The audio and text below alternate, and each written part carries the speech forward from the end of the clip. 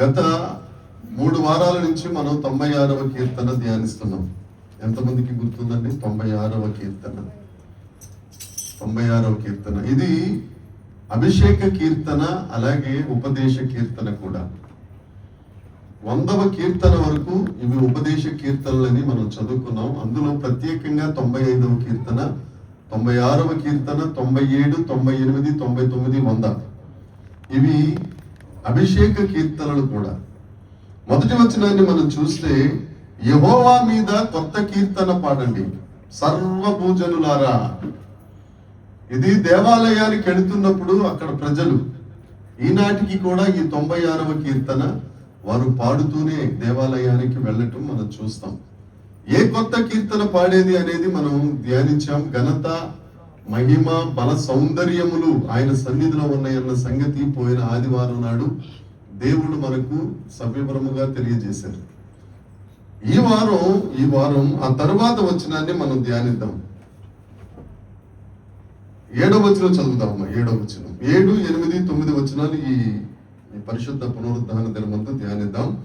7వ వచనం, జనముల కుటుంబములారా యెహోవాకు చెల్లించుడి, మహిమ బలములు యెహోవాకు చెల్లించుడి. మనం ఈ 7వ వచనం, 8వ వచనం, 9వ వచనం చూస్తే, ఈ 3 వచనాలు ఒకసారి కనుక మీరు ఇంటికి వెళ్ళిన తర్వాత ధ్యానిస్తే, దాంట్లో ఉన్న మాట ఏంటంటే ఇవ్వండి. ఈ 3 మాటలే, ఒకే మాట 3 వచనాల్లో కనిపిస్తుంది. జనముల కుటుంబములారా అని అంటే దేవుణ్ణి నమ్ముకున్న వారులారా, అన్య జనులారా, ప్రతి ఒక్కరూ ఘనత, బలములు యెహోవాకు ఇవ్వండి. ఇచ్చే దాని గురించి ఇక్కడ కీర్తనకారుడు మనతో మాట్లాడుతున్నారు. ఒకసారి చదువుదాం. 7వ వచనం చదవనమ్మా. జనముల కుటుంబములారా యెహోవాకు చెల్లించుడి, మహిమ బలములు యెహోవాకు చెల్లించుడి. ఎందుకు చెల్లించాలి అని అంటే, పాత నిబంధన గ్రంథంలో వారు బబులోను చెర నుండి యెరూషలేముకు వచ్చిన తరువాత మరొక నూతన దేవాలయమును నిర్మించినప్పుడు పాడిన పాట కదా ఈ పాట. వారు ఏమని పాడుకుంటున్నారంటే, చుట్టూ ఉన్న జనముల కుటుంబములారా యెహోవాకు చెల్లించండి, మహిమ చెల్లించండి, బలము చెల్లించండి. ఎందుకు చెల్లించాలని వాళ్ళు అడిగితే, ఆయన రాజులకు రాజు, ప్రభువులకు ప్రభువు గనుక, ఆయన సమస్త దేవతల కంటే దేవుడు గనుక, ఆయన మహత్యము కలిగిన వాడు గనుక, ఆయన మహిమ నొందదగిన వాడు గనుక, ఆకాశం ఆయన సింహాసనము, భూమి ఆయన పాదపీఠముగా చేసుకుని ఏకైక దేవుడు గనుక, మన సృష్టికర్త గనుక, సర్వశక్తిమంతుడు గనుక ఆయనను మహిమ చెల్లించండి, బలము చెల్లించండి. ఇప్పుడు లేడీ డయానా అని ఒక ఆవిడ ఉండేది. మనం చదువుకుంటే మనకు అర్థం అవుతుంది, చదువుకున్న వారికి. ఆ లేడీ డయానా రాజ కుటుంబంలోనికి వెళ్తున్నానని తెలిసి, ఇక రాజుగారి భార్యను నేను అయిపోతున్నాను అని ఎరిగి ఆవిడ ఒక 6 నెలల ముందు నుంచి ఏం చేసిందని అంటే, ఆ ప్యాలెస్ లోకి వెళ్తే మన నడక ఎలా ఉండాలి, ఆ ప్యాలెస్ లోనికి వెళ్తే, ఆ ఇంటిలోనికి, అత్తగారి ఇంటికి వెళ్తే మన ప్రవర్తన ఎలా ఉండాలి, మన మాట ఎలా ఉండాలి, ఏమంటే మన చూపు ఎలా ఉండాలి, మన మెయింటెనెన్స్, ఒక రకంగా చెప్పాలంటే మన మెయింటెనెన్స్ ఎలా ఉండాలి. రాజు కుటుంబం దగ్గరికి వెళ్ళిన తర్వాత అలాగే ఉండాలి. ప్రధానమంత్రి దగ్గరికి వెళ్తున్నప్పుడు పిచ్చిగా వెళ్తే కుదరదు, అసలు వెళ్ళండి మరి అక్కడ దాకా మనం. ఏమండి, ఒక స్థాయి మనుషుల దగ్గరికి వెళ్ళినప్పుడు ఒక స్థాయి అనేది మనం మెయింటైన్ చెయ్యాలి. ఎందుకు చెప్తున్నాను అని అంటే, మనం పూజిస్తున్న వాడు దేవుడు. ఆయన సమస్తమును ఆయన మహత్తైన మాట చేత సృష్టించిన వాడే కాక, సర్వభూజనులను, జీవరాశులను, చరాచర సృష్టి యావత్తును మహత్తైన మాట చేత మహత్యముతో పరిపాలించుచున్న వాని దగ్గరికి మనం వస్తున్నాం. అయ్యగారు సాక్ష్యం చెప్తూ చిన్న సాక్ష్యం, నేను దేవాలయానికి దూరం అయ్యాను కానీ దేవుడికి దూరం అవ్వలేదన్నారు. అదే బాధ. ఆ తేజో మహిమ నిలుచు స్థలములో, ఆ దేవుడున్న పరిశుద్ధ ఆలయములో, ఆ దేవుని దగ్గరికి మనం వస్తున్నాం. ఎలా వస్తున్నాం? ఆయనను ఆరాధించడానికి వస్తున్నాం. ఆమేన్. ఆయన ఆరాధించడానికి వస్తున్నాం, ఆయనను పూజించడానికి వస్తున్నాం, ఆయనను సేవించడానికి వస్తున్నాం. చాలాసార్లు చెప్పానండి, పూజించడం అంటే ఏంటి, ఒక 2 ప్రసంగాలు చేశాను దానికోసం. సేవించడం అంటే, ఇప్పుడు ఈ గ్లాస్ లో ఉన్న నీళ్లు నేను సేవిస్తాను అంటే ఏం చేస్తాను? దాన్ని తాగేస్తారు, ఖాళీ చేసేస్తారు. ఆ దేవునిలో ఉన్న ఆ మహిమ మనము సేవించగలగాలి. దేవునికి స్తోత్రం. ఆ స్థాయికి మనం వెళ్ళాలి అని అంటే ఆయన మనకు ఆ స్థాయికి తీసుకొచ్చాడు కదా. 1 పేతురు పత్రిక 2వ అధ్యాయం 9వ వచనంలో ఏమని చెప్తుంది? చీకటి నుండి ఆశ్చర్యకరమైన వెలుగులోనికి. ఏమండి? ఆయన గుణాతిశయములను ప్రచురపరచు నిమిత్తం రాజులమును, ఆయన రాజు మనల్ని రాజును చేశాడు, ఆయన యాజకుడు మనల్ని యాజకులు చేశాడు. ఆ హోదా కలిగిన వారమై దేవుని దగ్గరకు రావాలి. దేవునికి స్తోత్రం. ఏమండి? చాలా మంది పెద్దోళ్ళ దగ్గరికి వెళ్ళినప్పుడు ఉట్టి చేతులతో వెళ్ళరు.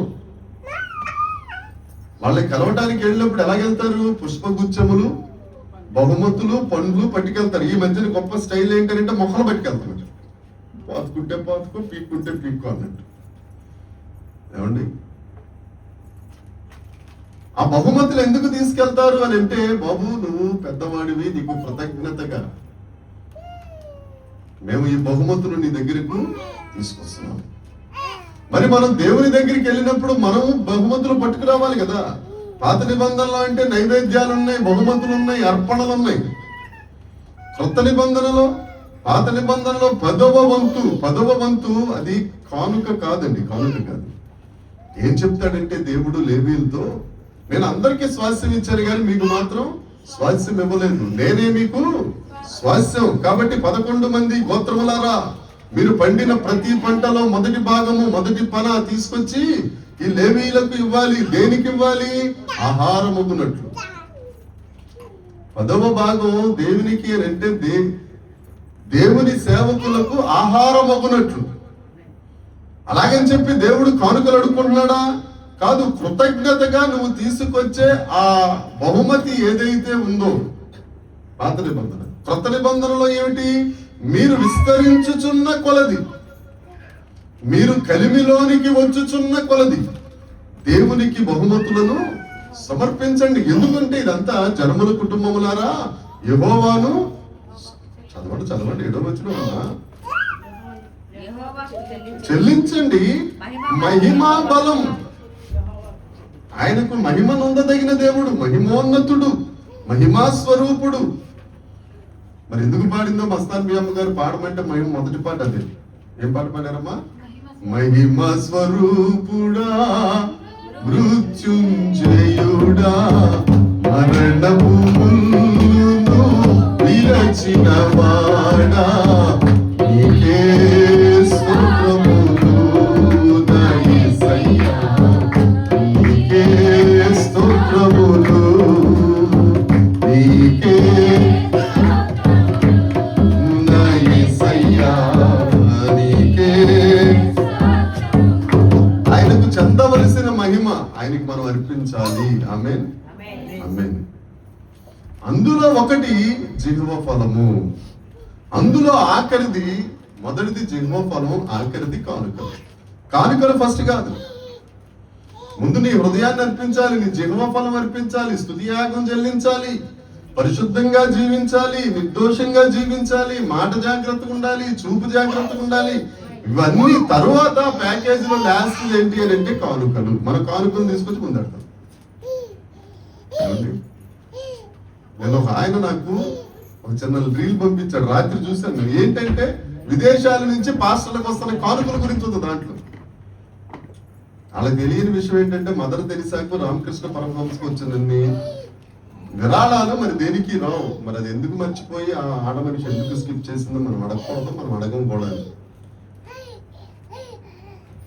ఆయనకు చెందవలసిన మహిమ, ఆయనకు చెందవలసిన బహుమానం. 29వ కీర్తన 1వ వచనం 2వ వచనం చదువుదాం ఒకసారి. కీర్తనల గ్రంథం 29. అమ్మ ఉండండి, దైవపుత్రులారా యెహోవాకు ఆరోపించండి, ఆరోపించండి. యెహోవా నామమునకు చెందవలసిన ఆయనకి ఇచ్చేయాలి, అంతే. ఆయనకి ఇచ్చేయాలి. ఎందరోనండి డబ్బులు ఉన్నవాళ్ళు, జ్ఞానం ఉన్నవాళ్ళు ఇలా జాగ్రత్తగా కూర్చుని దేవుడిని ఆరాధించలేకపోతున్నారు. ఏమండి? కానీ ఎన్నిక లేని మనకు దేవుడు ఆయన ఆరాధించుకునే భాగ్యం ఇచ్చారు అని అంటే ఆయనకి చెందాల్సింది ఆయనకి అర్పించాలి కదా. ఆమేన్. దాచిపెట్టుకుంటే ఎలాగవుతుంది? కృతజ్ఞులం అయిపోతాం. మనం కృతజ్ఞులము కాదు కదా, కృతజ్ఞత కలిగిన మనం. ఏమండి, అర్హత లేని మనలను ఆయన ఏం చేశాడమ్మా? పాడారు కదా అక్క చెల్లెళ్ళు, ఏం చేశారు? అర్హత లేని వారిని పాడారు కదా, చెప్పండి. ప్రేమించాడు, ఏర్పాటు చేసుకున్నాడు, మట్టిని మహిమైశ్వర్యంతో నింపాడు. ఆయనకి చెందవలసిన బహుమానం ఆయనకి ఇవ్వకపోతే ఎలాగా? 1వ దినవృత్తాంతాల గ్రంథము 29వ అధ్యాయం. 1వ దినవృత్తాంతముల గ్రంథము 29వ అధ్యాయం. 16, 28, 29. 16వ అధ్యాయం 28, 29. దేవునికి స్తోత్రం. జనముల కుటుంబములారా చెల్లించండి. ఎప్పుడు పాడారండి ఈ పాట? 1వ దినవృత్తాంతం అని ఎప్పుడు పాడారు? సొలొమోను గారు కట్టించిన దేవాలయపు ఓపెనింగ్ కి ఈ పాట పాడారు. జనముల కుటుంబములారా, మన కుటుంబాలుగా దేవుని సన్నిధికి వచ్చి దేవుణ్ణి ఆరాధించే స్థితి. ఆమేన్. దేవుణ్ణి మహిమపరిచే స్థితి. ఆమేన్. అది గొప్ప భాగ్యము. దేవునికి స్తోత్రం. దాన్ని బట్టి మోషే గారు అంటారు, ఓ ఇజ్రాయేలు, నువ్వు దేవుణ్ణి మహిమపరుస్తున్నావు, మనుషుల్ని కాదు. లోకంలో మనం ఎటు చూసినా మనుషుల్ని మహిమపరిచే వాళ్ళు ఉంటారు, కానీ దేవుడు మనకిచ్చిన గొప్ప భాగ్యం ఏంటి అంటే ఆయనను ఆరాధించడం. ఆ రక్షణలో ఉన్న మొదటి మాట ఆయనను ఆరాధించడం. దాన్ని బట్టి మోషే అంటాడు, ఓ ఇజ్రాయేలు, నీ భాగ్యము ఎంత గొప్పది. తర్వాత చదువుదాం, 8వ వచనం చదువుదాం. యెహోవా నామమునకు తగిన మహిమ, యెహోవా నామమునకు తగిన. కలెక్టర్ గారి స్థాయికి ఇవ్వాల్సిన గిఫ్ట్ కలెక్టర్ గారికి ఇవ్వాలి. ఏమండి, జాయింట్ కలెక్టర్కి ఇవ్వాల్సింది జాయింట్ కలెక్టర్కి ఇవ్వాలి. అటెండర్ గారికి ఇవ్వాల్సింది అటెండర్ గారికి ఇవ్వాలి. అటెండర్ గారికి ఇవ్వాల్సింది కలెక్టర్ గారికి ఇచ్చినచో ఏమి జరుగును? ఫైలు ఇసరకుండానే బయటకు వచ్చేసాం కదా. ఏదన్నా సంతకం కోసం వెళ్ళాం కలెక్టర్ గారి దగ్గరికి, వాళ్ళ అమ్మమ్మంతా మన వాళ్ళే తీసుకుంటుంది. ఆడు కూడా ప్రసంగం చేసేస్తాడు, ఆడకి చూస్తుంది. ఈ పెద్దోడు ఏం ప్రసంగం చేయట్లేదు, చిన్నోడు బెటర్ అనుకుని ఆడకి చూస్తుంది, మొత్తానికి ఆడకే చూస్తుంది. దేవునికి స్తోత్రం చెప్పరే. యెహోవా నామమునకు చెందవలసిన మహిమ. అసలు యెహోవా నామం ఏమిటండి?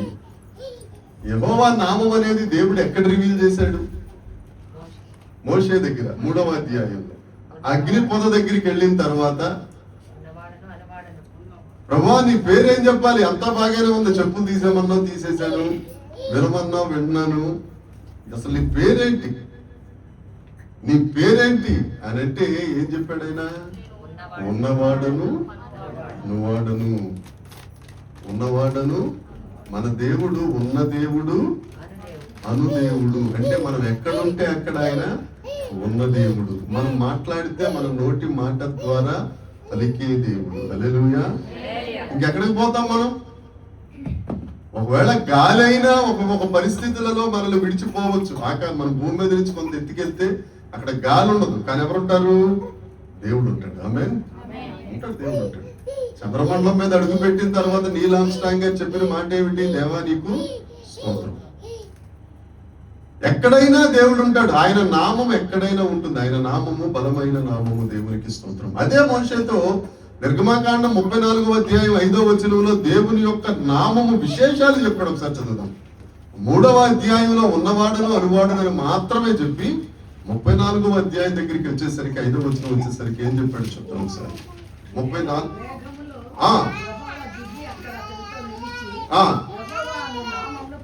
యెహోవా అనే నామమును మేఘములో నుండి దిగొచ్చి మోషే గారితో చెప్తున్నాడు. ఏమని ప్రకటించారటండి?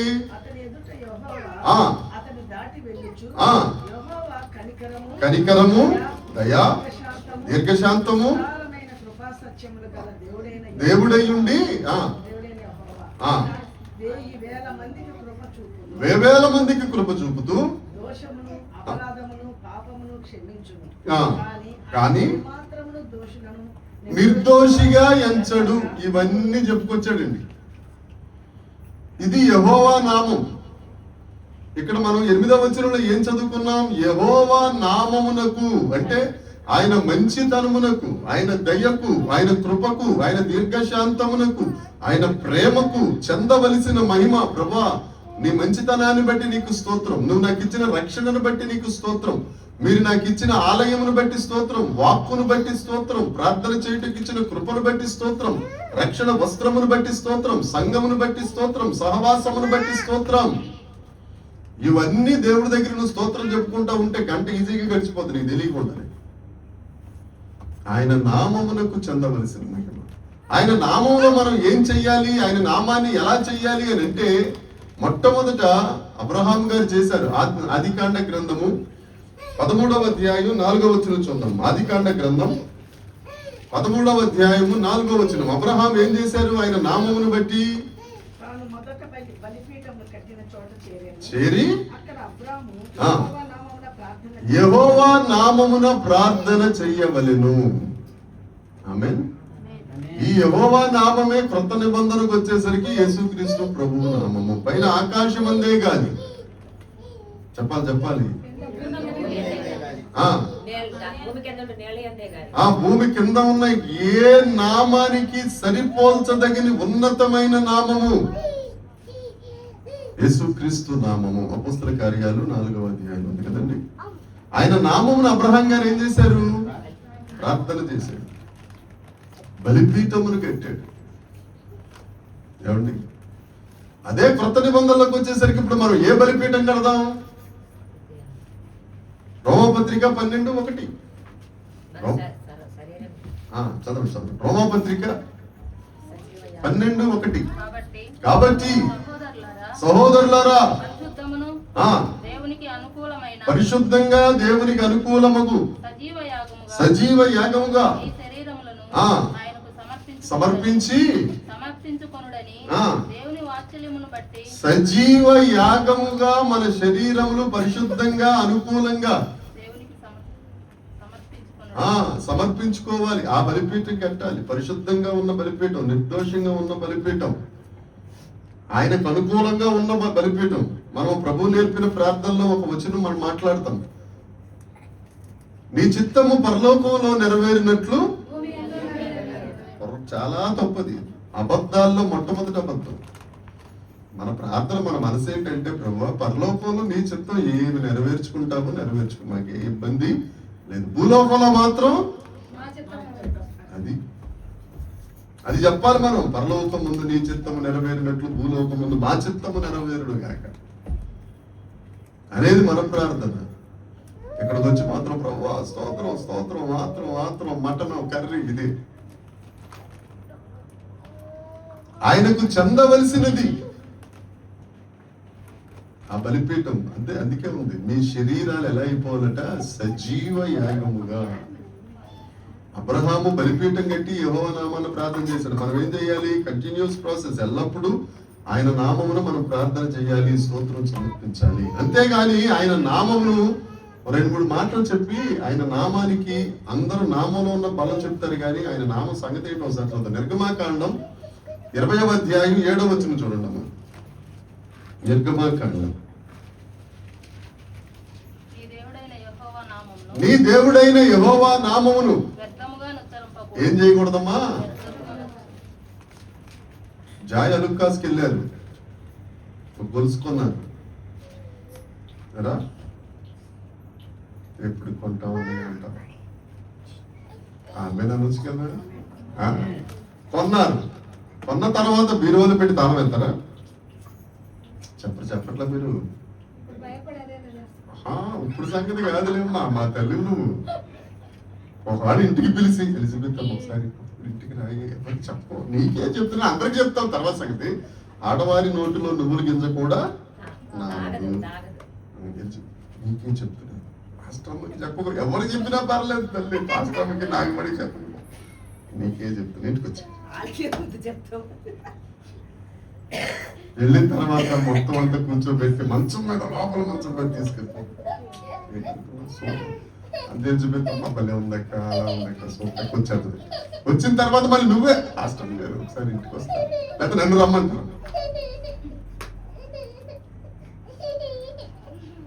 నీ దేవుని నామమును నువ్వు ఇతరులకు సాక్ష్యం. మనం 145వ కీర్తన ధ్యానిస్తున్నాం శుక్రవారం.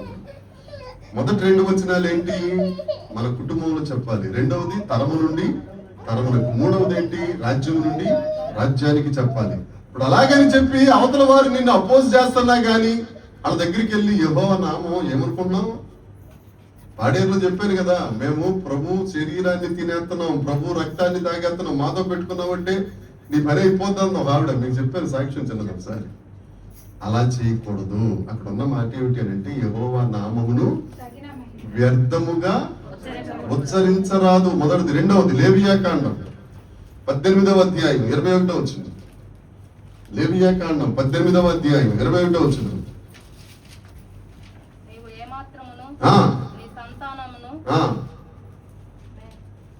చదవండి 18:28 లేవియాకాండం. దాటనీయకూడదు. నీ దేవుని నామమును వ్యర్థముగా ఉచ్చరించకూడదు. రెండవది అపవిత్రపరచకూడదు. కొత్త నిబంధనలో మొలెక్ అనగా అర్థం ఏమిటి? రాజు. ఎల్ మొలెక్, రాజు అయిన దేవుడు అని అర్థం.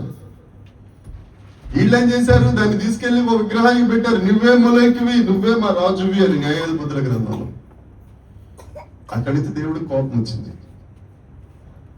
నువ్వు అక్కడికి వెళ్ళి ఆ మొలెక్ దగ్గరికి వెళ్ళి యేసుక్రీస్తు నామమును ఉచ్చరించరాదు, అపవిత్రపరచరాదు.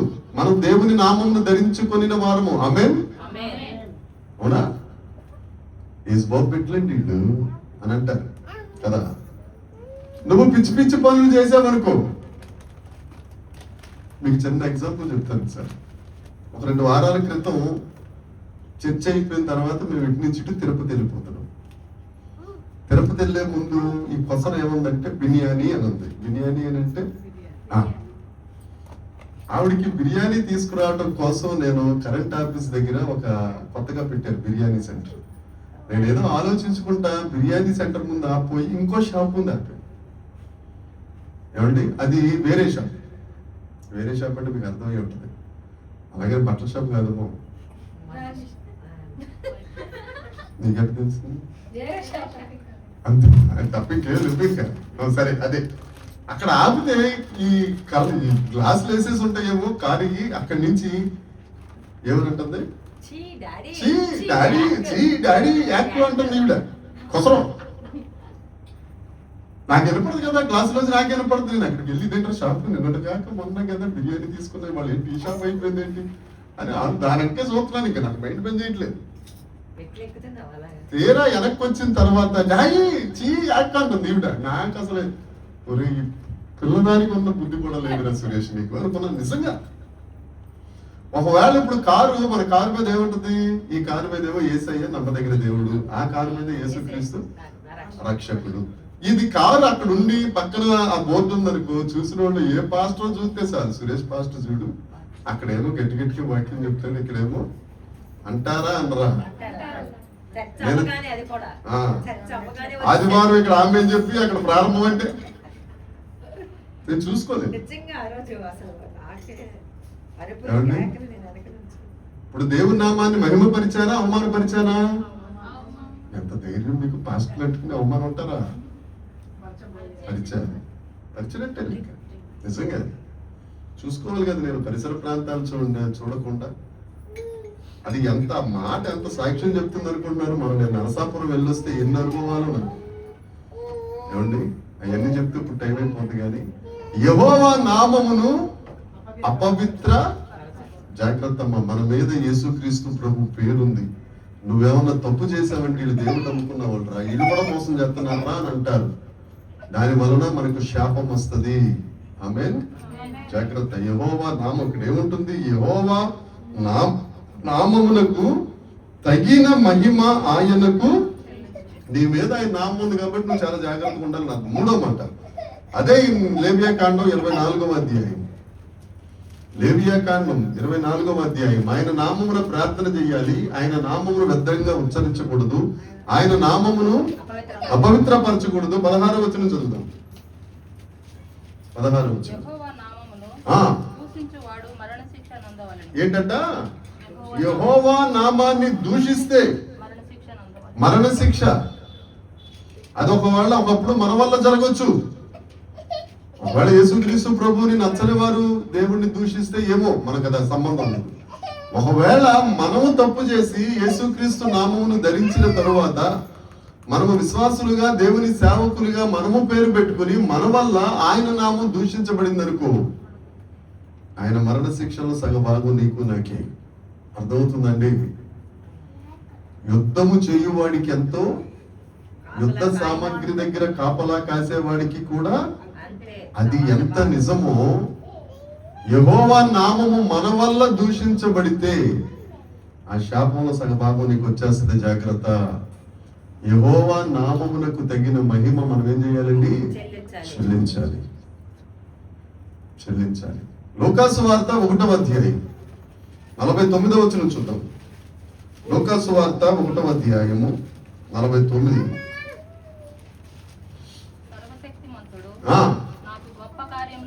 నాకు గొప్ప కార్యము చేసెను, ఇది మొదలుకొని. ఎందుకని?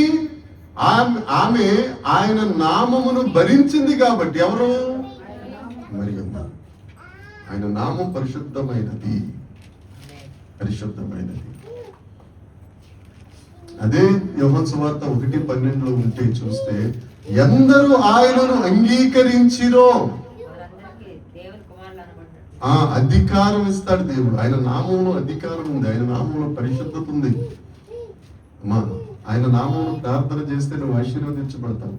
ఆ నామమును బట్టి మనం ఏం చేయాలంట? దేవునికి చెందవలసిన మహిమ దేవునికి ఆరోపించాలి, చెల్లించాలి. మరి మనం ఎలా దేవునికి స్తోత్రాలు చెల్లిస్తున్నాం?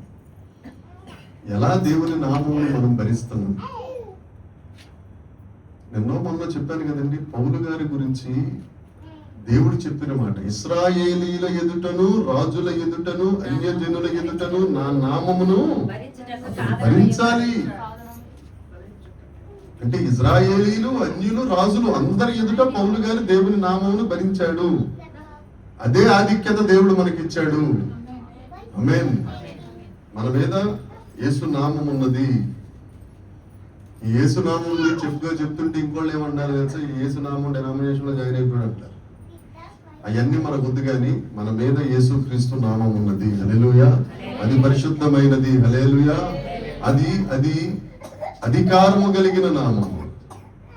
మార్కు సువార్త 16:16 ఆ నామమున మీరు దెయ్యములను వెళ్ళగొడతారు, పాములను ఎత్తి పట్టుకుంటారు, రోగులను స్వస్థపరుస్తారు కదా.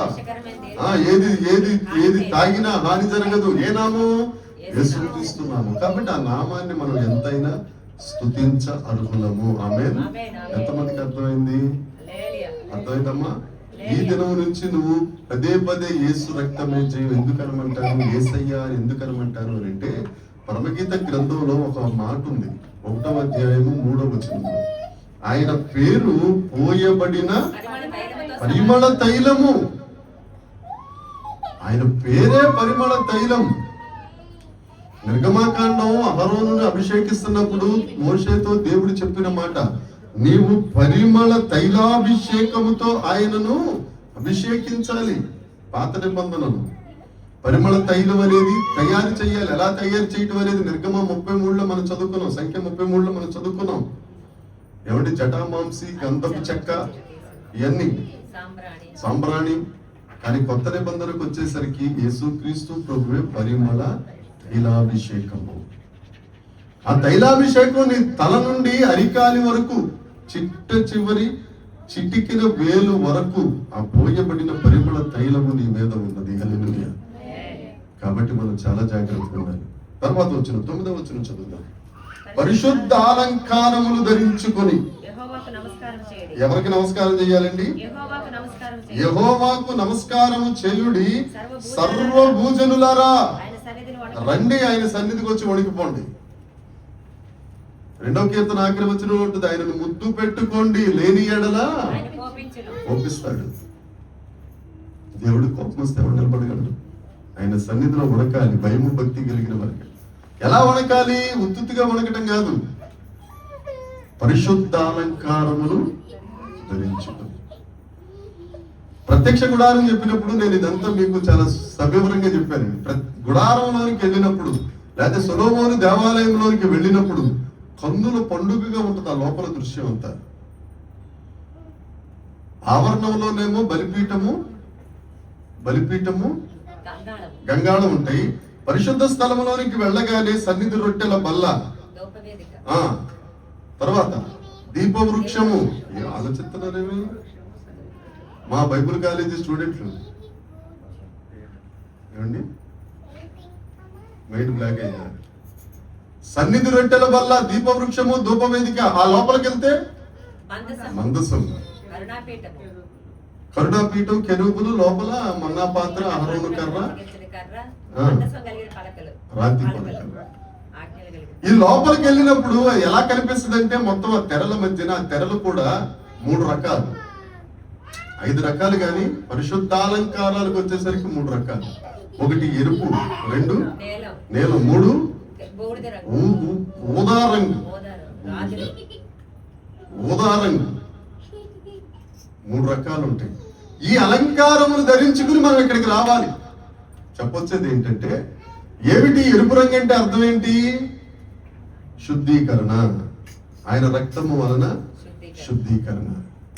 మన పాపాలు, మన నోటి మాట, మన చూపు, మన ఆలోచన, మన ప్రవర్తన, మన క్రియలు, ఎక్కడైతే దేవుని నామం అవమానపరచబడిందో అవన్నీ మన దేవుని దగ్గరికి వచ్చి ఇక్కడికి వచ్చి ఏం చేయాలంటే, నువ్వు ఆ ఎర్ర రంగును వేసుకోవాలి. యేసు రక్తం నీ మీద ప్రోక్షించుకోవాలి. ప్రోక్షించుకున్నప్పుడు నువ్వు దేవుని మందిరంలో ఎలా కనపడతావు అంటే అందంగా కనపడతావు. మేకప్ వేసుకొస్తానండి, ప్యాకప్ అయిపోతావు. ఆ రక్తమే. రెండవది ఏం కలరు? నీలం రంగు దేనికి సాదృశ్యం అంటే నీ విధేయతకు సాదృశ్యం. విధేయత. ఇప్పుడు రెఫరెన్స్ చెప్తా కూర్చుంటే టైం అయిపోతుంది కాబట్టి, విధేయతకు సాదృశ్యం. నువ్వు ఫస్ట్ వచ్చి నువ్వు వచ్చి రాగానే, చాలా మంది, కొంతమంది ఇప్పుడు ప్రార్థన కూడా చేయట్లేదు, నేను గమనిస్తాను కదా. రాగానే ఏం చేస్తారు? మోకాళ్ళు వేస్తారు, ప్రార్థన చేస్తారు. అవునా కదా? ఎందుకు ప్రార్థన చేయటం? ప్రభువా నాయన ప్రయాణమంతట్లో తోడుగా ఉంచావు తండ్రి. స్టవ్ మీద మాంసం కూర పెట్టాను ప్రభువా, స్టవ్ వెలిగించాను, మారిపోయాను, మర్చిపోయాను తండ్రి. దేవా నువ్వే చూసుకో ప్రభువా, ఎందుకంటే నువ్వు చూసుకునే దేవుడు కదా ప్రభువా. స్టవ్ కూడా నువ్వే ఆడిపోయి ప్రభువా, మళ్ళీ కూడా మారిపోతుంది తండ్రి, ఇబ్బంది అయిపోతుంది అని ప్రార్థన చేస్తామా? ఏం చేస్తాం? వీడికి వచ్చి మోకాళ్ళు వేసి ప్రారంభ ప్రార్థన. ఒకవేళ పాటలు పాడుతున్నారు, ఏం చెయ్యాలి? తండ్రి గడిచిన వారం నుంచి ఇప్పుడు దాకా నన్ను నువ్వు ఈ అవకాశం ఇచ్చావు. ఈ మధ్యకాలంలో నీ నామాన్ని నేను ఎక్కడైనా పవిత్రపరిచాను, తప్పకుండా చేస్తామండి. పాపం ఎక్కడో అక్కడ పాపం అనేది, బురద అనేది రాసుకుంటాము. ఆమేన్. నువ్వు ఎంత ఇంట్లో ఉన్నా ధూళి మాత్రం నీ ఇంట చేరుతుంది. క్వశ్చన్ లేదు. ఇంకా ఏసీలోనే డీసీలోనే ఏమన్నా ఉండని. కాబట్టి మనం ఏం చేసుకోవాలి? ఎప్పటికప్పుడు మనల్ని మనం వాక్యం అనే ఉదక స్నానము చేత, యేసు రక్తం అనే మనస్సాక్షిని కడిగే విధంగా, పరిశుద్ధాత్మ అనే అగ్ని చేత మనసును కాల్చే విధంగా మనం శుద్ధీకరణ చేసుకోవాలి ఇక్కడికి వచ్చి. రెండవది నీల వస్త్రము ధరించుకోవాలి, అంటే విధేయతను ధరించుకోవాలి. మూడవది ఊదా రంగు, రాజరికానికి గుర్తు. ఎలా కూర్చోవాలి సీట్లో? మా అల్లుడు చూడండి, కాలేజ్ కూర్చోబు తీసి రాజులుగా ఉండాలి, ధైర్యంగా ఉండాలి. కాలేజ్ కూర్చోమని నేను చెప్పను కానీ అది మీ ఇష్టం. కానీ మనం ఎలా ఉండాలంటే, నేను దేవుని దగ్గరికి వచ్చాను, ధైర్యంగా ఉండాలి. రాజు దగ్గరికి నేను వచ్చాను, యోధా గోత్రపు సింహం దగ్గర నేను ఉన్నాను. ఎన్ని ఇబ్బందులు ఉన్నాయి, ఎన్ని కష్టాలు ఉన్నాయి, ఎన్ని సుడిగాలు ఉన్నాయి, ఎంత సముద్రం గుండెల్లో అటు ఇటు కొట్టేస్తాను, ఏమన్నా అయిపోయి నేను దేవుడి దగ్గర ఉన్నాను. అవి చూసుకుంటాడు. హల్లెలూయా. నీ దుఃఖమే నీ ముఖమును ఏం చేస్తా తెలుసండి? మనోవేదంతో ఎడుతూ ఉంటే తేటపరుస్తుందా? కన్నీరు కార్చి ప్రార్థన తేటపరుచును మీకు వందనాలు. దానికి దీనికి ముడెట్టి కిన్నమైన హృదయం పోనిది. ఓకేనా? సామెతలో ఉంటుంది, కిన్నమైన హృదయం. ముఖం అయిపోతుందా, సౌందర్యం క్షీణించిపోతుంది, నలిగిపోతుంది. ఎక్కడికి వచ్చి అలా కూర్చోకూడదు. బేదలాజుడు అక్కలాగా, బేదలాజుడు తమ్ముళ్ళగా కూర్చోకూడదు. ఎలా కూర్చోవాలంటే సుంకరి లాజరు ప్రార్థన చేసినప్పుడు ఆ లాజరు ఏ విధంగా ప్రార్థన చేసి పరలోకానికి వెళ్తానన్న ధైర్యం కలిగి ఉన్నాడు, అట్టి రీతిగా ఉండాలి మనం. హల్లెలూయా. ఆ ఊదా రంగు అనే రాజరికం మనం ఇక్కడ కలిగి ఉండాలి. మెట్లెక్కి లోపలికి వచ్చేంత వరకు నీ స్థితి ఎలా ఉన్నా నువ్వు ఏమి నమ్మాలంటే, నమ్ముట నీ వలనైతే నమ్మువానికి నమ్మితే దేవుని మహిమను. ఇన్ని తెలిసిన తర్వాత కూడా అపనమ్మకం నీ దగ్గర ఉంది అని అంటే నేనేమనాలా? 3.5 సంవత్సరాలు 12 మంది శిష్యులు యేసుక్రీస్తు ప్రభు వెనకాల తిరుగుతూ కూడా వారు యేసు ప్రభుని అడిగింది ఏంటి? ప్రభువా, మాకు అపనమ్మకం రాకుండా అన్నారా లేదా? మాకు అవిశ్వాసం రాకుండా సహాయం చేయండి. ఒకవేళ నీ నమ్మకపు స్థాయి ఎప్పుడన్నా తగ్గితే, భయం వేస్తే నువ్వు దేవుడి దగ్గరికి వెళ్ళాలి. ఏమండి భయం వేస్తుందండి అని అన్నావు అనుకో, ఆయన ఇంకా భయపడతాను. నువ్వు అంతేనే, నువ్వు నేను చేసుకున్న దగ్గర నుంచి చూస్తున్నానే, నీకు ఎప్పుడూ భయమేనే, నన్ను చూస్తే తప్ప. ఈ రకరకాల మాటలు వస్తాయి. దేవుడి దగ్గరికి వెళ్ళామని ఇందిరమ్మ గారు పురుషోత్తం గారికి చూస్తున్నారు. దేవుడి దగ్గరికి వెళ్ళామనుకో, ఆయన ఇంద్రియ నిగ్రహ శక్తి కలిగిన ఆత్మను ఇంకా ఎవ్వడు కానీ అంటే పిరికితనం కలిగిన ఆత్మ ఎవడంటే ఏ ఆత్మను ఇస్తాడని? ధైర్యం ఇస్తాడు కదా.